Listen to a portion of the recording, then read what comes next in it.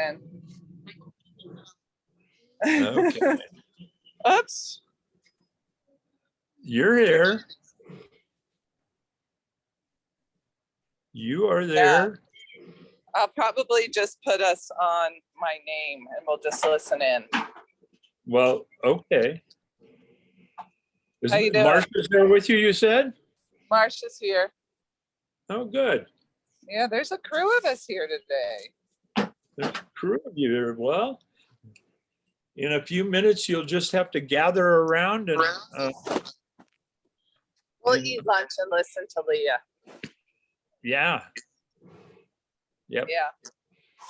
Well, Yeah, there's Rich. there's Rich here. Hi, Marcia. How are you? Hi, Mom. Honey. Hi, Leah. I heard you were the movie star today. I know I wasn't very good about sharing the message to people. My own mom, I don't think I told. I know. I had to tell her. Oh, is that right? Yeah, that's right. You're gonna not get a full helping of mashed potatoes on Thanksgiving, Leah. Let's see how I can get everyone there. There's everyone. There's Cheryl. I can hold it too. Cheryl. Cheryl the Bug.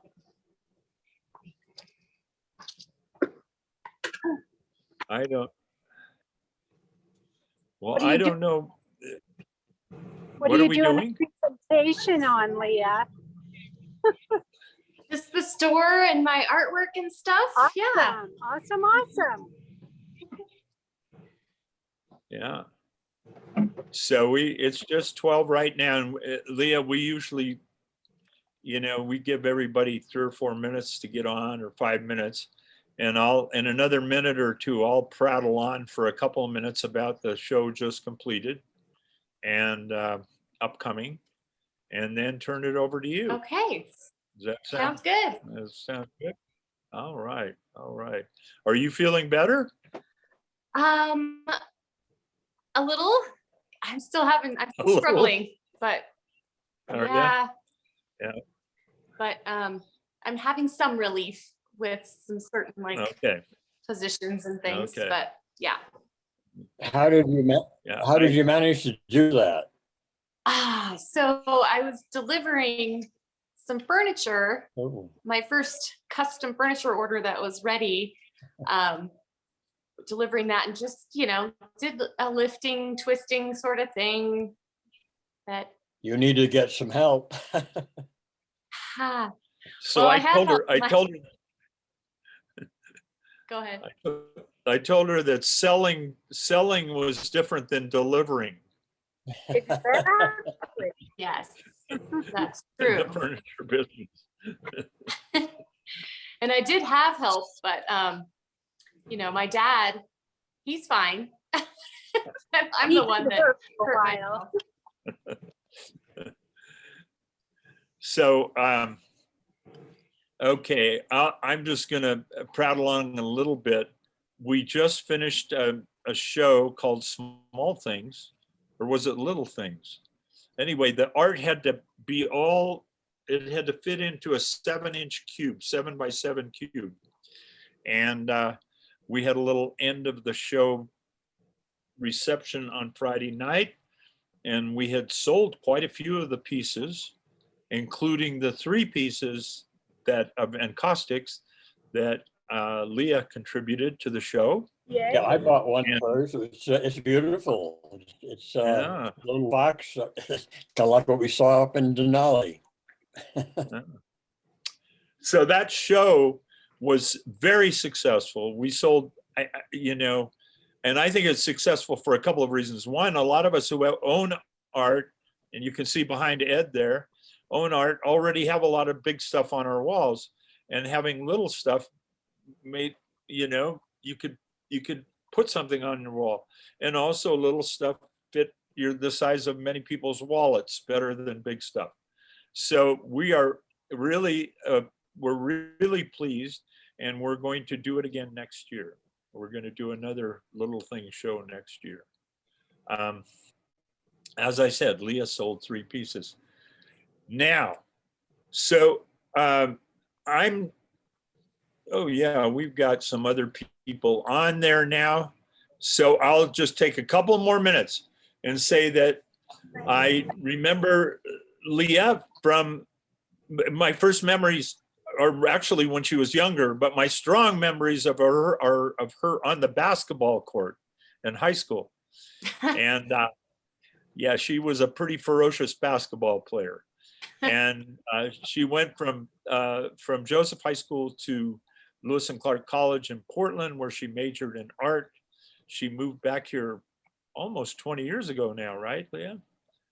Yeah, 18. Yeah. I think about 18. Yeah. And her daughter is now graduated from high school and has traveled around the world, but is she at Lewis and Clark now? No, she's actually in the Rolfing program in Boulder, the Ida Rolf Institute for body work. I could really use her for my back You right could now. use her now, right? Anyway, then Leah comes back here and goes to work for a bank with that art major.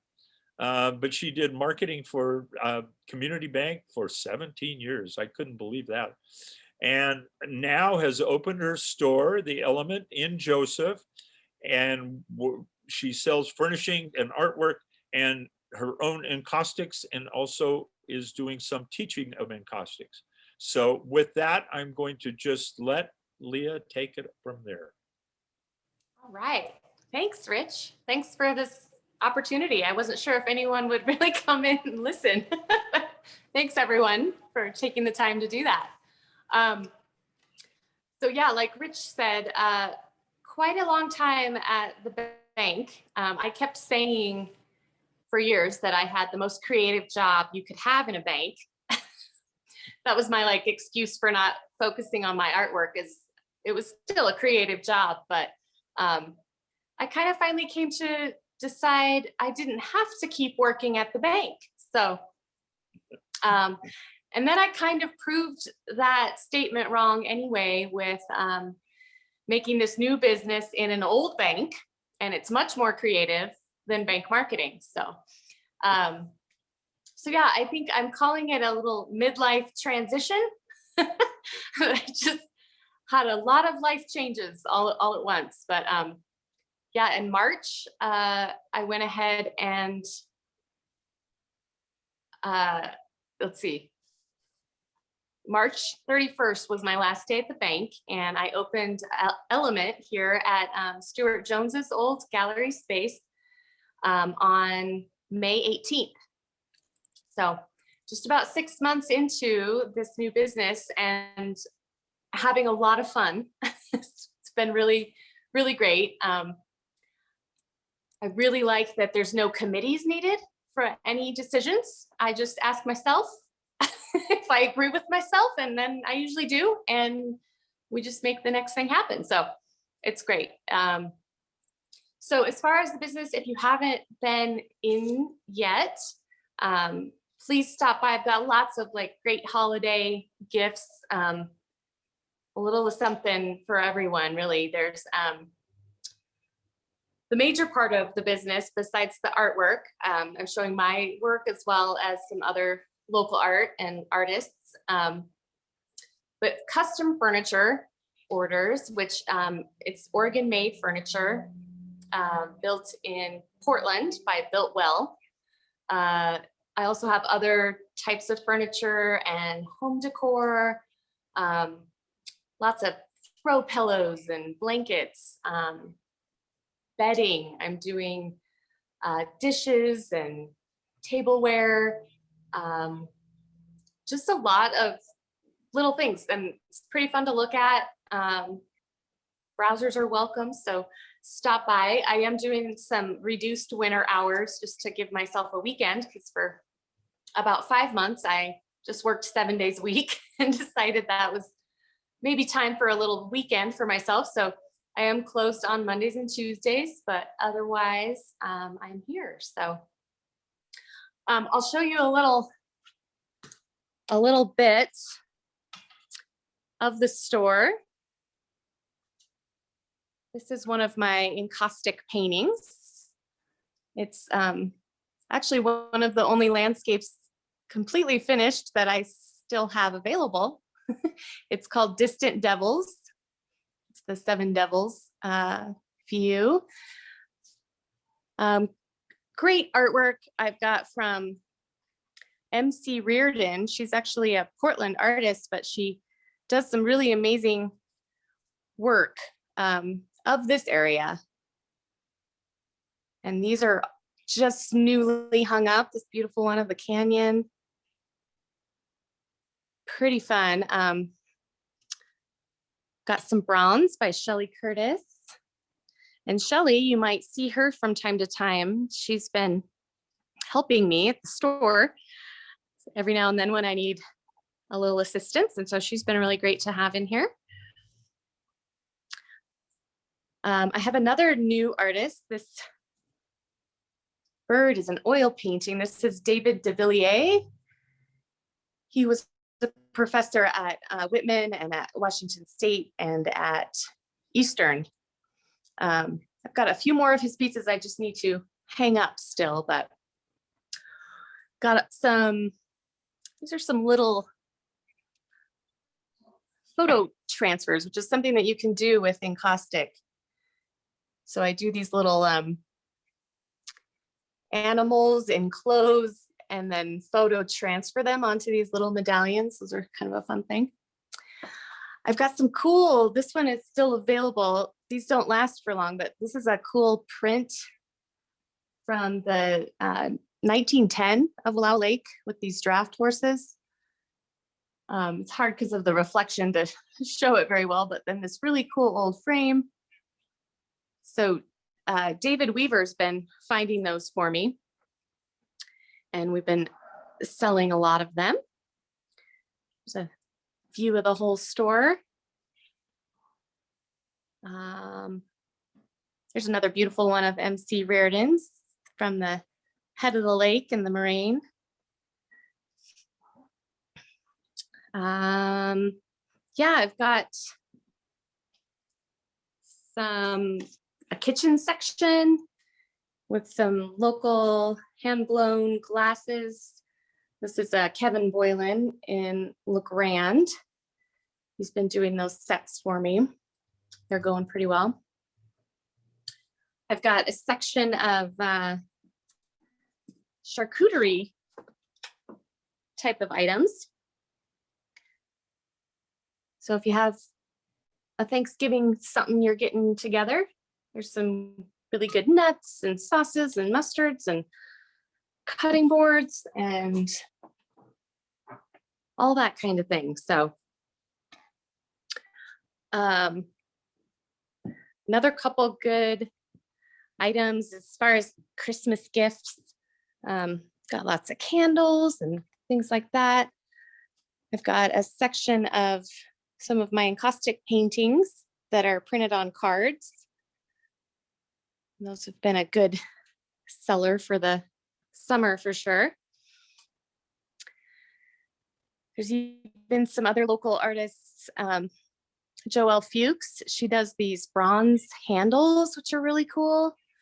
So those are like a custom order type of thing for someone redoing a kitchen. And you might recognize these are some prints of some of my, it's called the Woods Electric series I did in 2010. And it's a limited edition print series. So I've got some of those, could be a good Christmas gift. Then I'll take you back. I've got a new order of these carbon steel pans. They're so pretty. They're like this blue, oh, and they have a nice tone when they bang against each other. Peter Clark in Somerville makes those. He's been making them for 40 years. So they're really well done. It's kind of one of those last forever type of situations, and you season them. Got some rugs. This is what I'm calling the Textile Vault. These are great. These were a great seller over the summer. Anyone that likes to camp or use an RV for travel, these are great. They're recycled plastic. Lot of really good bedding options. I have some down pillows. They're just like the best pillows you've ever tried. And some eucalyptus sheets, lot more throw pillows, lots of good fun stuff to check out. But I won't show you every detail so that you come by and see me sometime. See what else I've got. So I am almost finished with, this is my newest painting. It's called Tamarack Gold. That's the Wallowa Mountains there, like Hurricane Creek. So just a little, I'm not sure how familiar everyone is with Encaustic itself. Leah, assume that we know almost nothing about Encaustics, okay? Okay. And then tell us what it is and tell us how you're also teaching classes. Okay, great. So Encaustic is beeswax and tree resin. It's a really ancient form of artwork. They can date it back to like the 5th century BC. The Greeks started using those materials to patch their boats because the resin makes the wax stronger, but the wax is impervious to moisture. So it was a great combination there for their boats. And then they started adding natural pigments into that medium, and then they could decorate the boats while they were sealing it. And then other Greek artists started taking that material and using it in sculpture and paintings. And then those boats traveled, obviously, at some point, and in Egypt, they started doing that in about 4th century BC, where you've probably seen some of those Fayum funeral portraits, they're called. They're the kind of rounded portraits. They would paint directly on the material that was a mummifying material. And so it'd be a portrait of the person that was mummified. So they last forever because of the fact that it's impervious to moisture. So that's how we know that it's been being used for that long. So it's, really kind of crazy that they did that, because I use it and I'm using like electric skillets, which I can always find at Seroptimist. Someone always has gotten rid of an electric skillet. But, back then, of course, they were just using fire, and what a process it must have been. But so I'm pretty lucky that I've got, this amazing setup. Stuart had these exhaust systems put in for his metal grinding work. And so stuff like that just kept falling into place when I was thinking about doing this, that, there's already a ventilation system, and you do need that for Encaustic. So this is kind of the mess of the Encaustic studio. It's really great that it's in the store so I can work on things while I'm keeping the shop open. This is what the medium looks like. So you melt beeswax and tree resin, and then you use it while it's hot and liquid. And you can add colorant to it, and you just keep those hot as well with an electric skillet. You can add oil paint in, and the process is really layering. It's a lot of layers that are used. So like in this little piece, this has some pastels. They come in some cake forms, so you can kind of put them on with a sponge, and it's sort of like putting on makeup, the way that you can blend the colors. And then this is kind of an in-process. These are the size that we work on in the workshop. And this is just at one stage. So you can see you're able to add texture to the piece. That's a really fun process. You use all sorts of tools that are also fun to look at Seroptimus and yard sales. You can carve into the surface. So I use this one a lot for fine grasses and things. And it's a really fun process because when you're carving, you can't see it, but then you put oil paint into what you've carved. And then when you wipe the rest of that paint off the surface, then you see these little details of what that texture was that you created.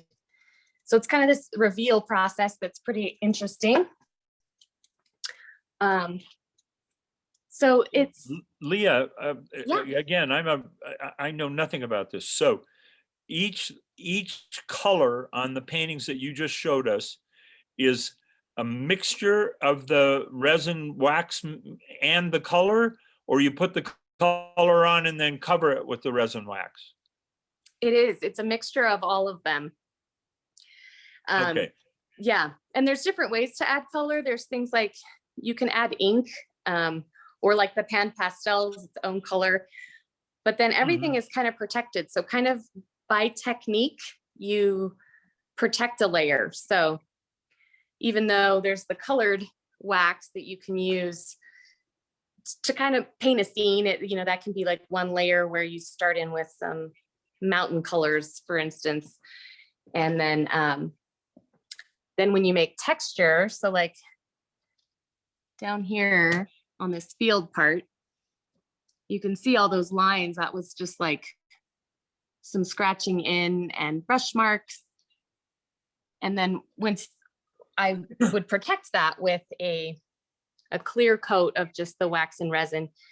And then I can do anything else over the top of that. And it's going to be protected, and then you'll see through. So it really gives it a lot of this depth that you can see the beginning stages, even though you keep coating it, it just still is visible. So it's really fun. I've been having the people that have taken the workshop, they are super excited with what they make. Everyone that says, I can't draw anything, I'm not an artist, they're coming away really proud of the couple pieces they do during the workshop, because it's definitely not one of those types of things where at the end everyone is very similar to what they've made to each other, but it's a simple guided landscape type of thing. So and then we do this really interesting part is a photocopy transfer. So like this black piece is just a printed like toner photocopy piece. And when the wax is warm, you can put that face down and you burnish it, like basically rubbing it with your finger and then like a back of a spoon. And it really just gets the surface of the paper in contact with the warm wax. And then you spray the paper and rub it off, and all that's left is the toner. So it's kind of this fun, pretty quick little way to finish and have a really good little detail type of thing added to the painting after you've played with some other techniques in the past. So I do actually have, I've been doing the workshops on Friday evenings from 5:30 to 7:30. It is just a one-time type of a workshop. I'm collecting the students' information, because in the future I might do like a next step, or maybe we start working a little larger if you've already gone through the process of learning it.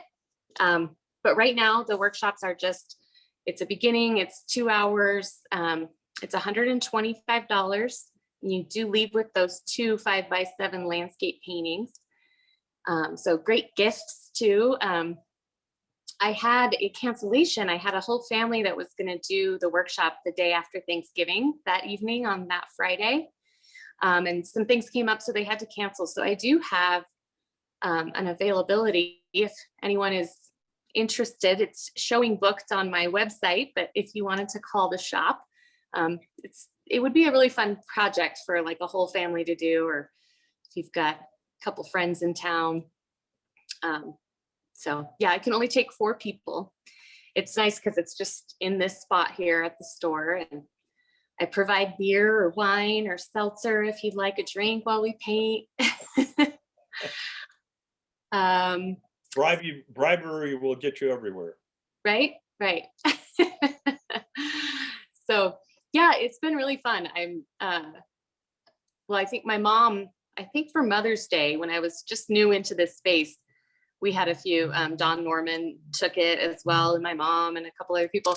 But I've gotten a lot better, I think, at the process of teaching.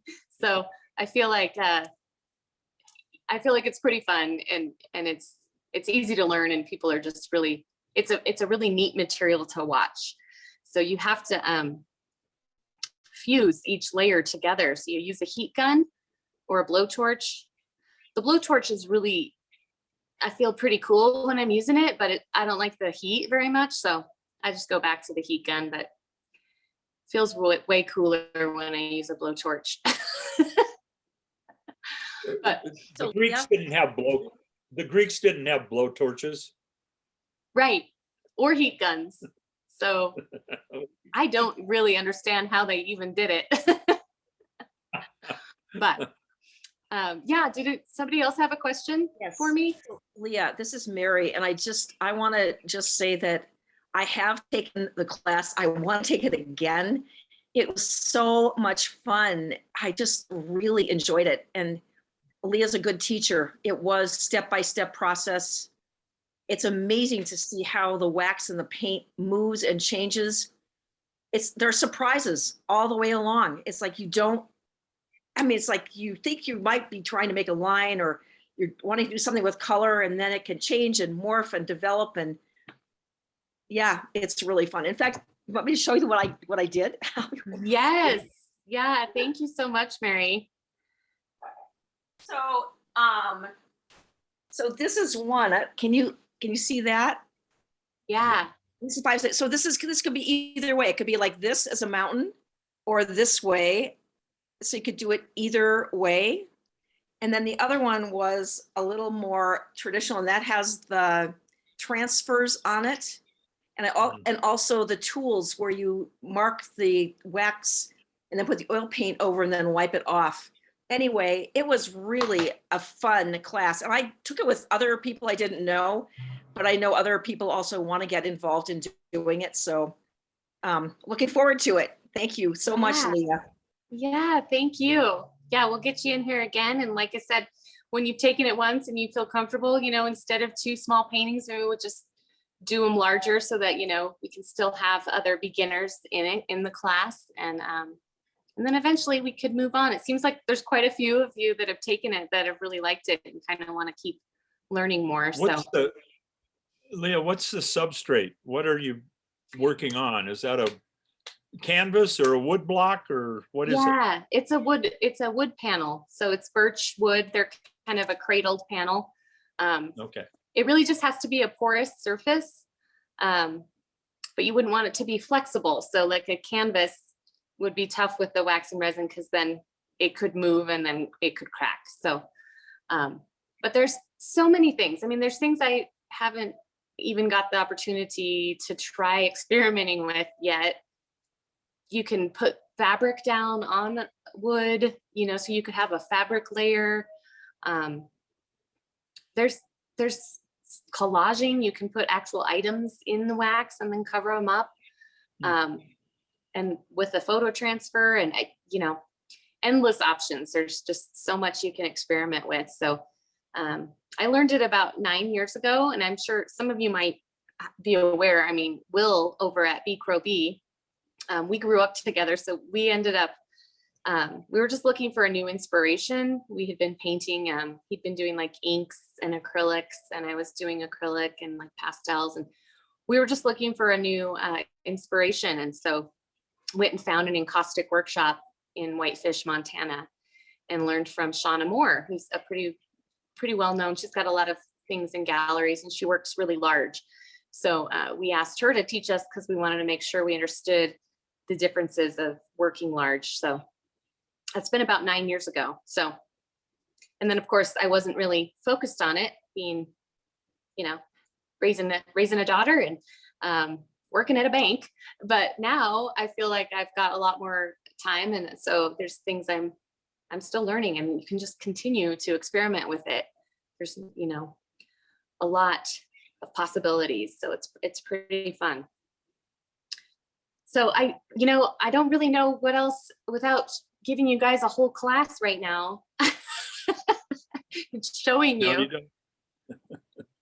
Well, are there other questions out there about Encaustics or about the shop? Go ahead. I just had one of the little pieces I got from the Josephi show, and we're just loving it. It's just a tiny little thing with a fox and hawks, and it's wonderful. Thank you, Ed. Well, Ed's tried. Have you tried this art form, Ed? No, I'm kind of a little intimidated, but I'm going to go down and take a look at, talk and see what happens. Okay. Oh yeah, it's nothing to be intimidated by. It's really, really fun. It's real easy. Yeah. One of the things It is just one of, oh, hello. hello. One of the things DJ. that fascinates me about the encaustic paintings is that they all have a different smell to them. Pretty subtle, but because they layer all these different stuff in, and it's usually sort of a beeswax substrate or wax substrate, they smell nice. That's an interesting angle. Yeah, yeah, that's great. You mentioned that in the store, and yeah, sometimes the whole store smells like that when I'm working and have the hot wax on. It's people want to know what that is, and it's not like scented. It's just beeswax and resin, but it smells good and natural. Yeah. Okay. Other questions or comments? Oh, I So will. you have go ahead.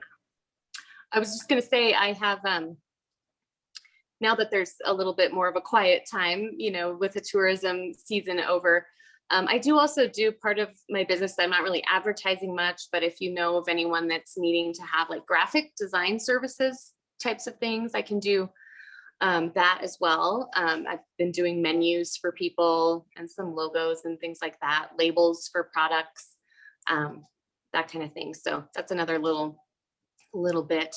I also have a big shipment of prints of my encaustic paintings that are printed on board. So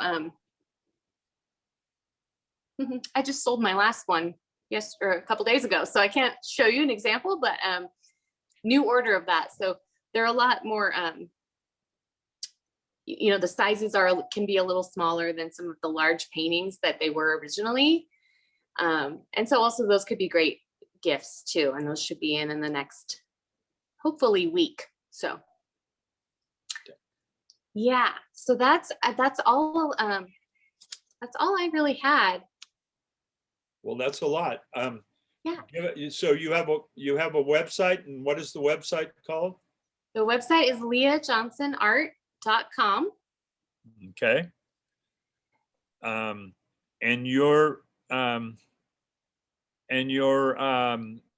hours in the shop?